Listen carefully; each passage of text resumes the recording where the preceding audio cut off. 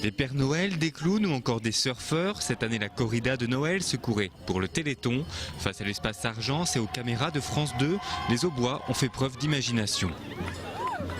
C'était donc mobilisation générale durant 2 jours dans le département. Du côté de la médiathèque du Grand Troyes, on a choisi d'exposer les habitants du Point du Jour. La toute jeune association Bulle de Troyes y organisait, elle, un BD-ton. On a invité des auteurs de bande dessinée à venir dédicacer et les gens, les visiteurs, contre une somme d'argent, repartaient avec une bande dessinée dédicacée et l'argent est intégralement reversé à l'AFM, donc au Téléthon. Les auteurs sont venus avec des dessins originaux qu'ils ont donnés au Téléthon, qu'on a mis en vente durant toute la journée au salon. Samedi soir, le four à pain de la chapelle du parc était encore chaud. Toute la journée, les bénévoles de l'association Mieux Vivre Ensemble ont cuit le pain à l'ancienne.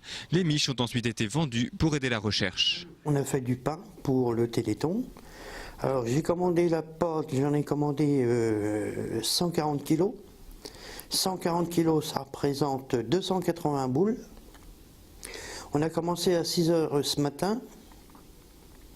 Et on a dû finir vers 3 h moins le quart de l'après-midi. Et difficile de parler Téléthon dans l'Aube sans parler champagne. Didier Richard réalise des plaques de muselé peintes à la main pour le plus grand plaisir des placomusophiles. Il a réalisé une série limitée Téléthon 2010.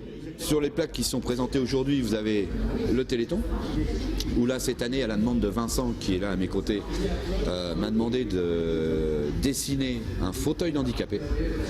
Au début j'ai eu un petit peu peur, j'ai peur de choquer les gens et puis je me suis dit qu'après tout le dessin allait représenter le Téléthon.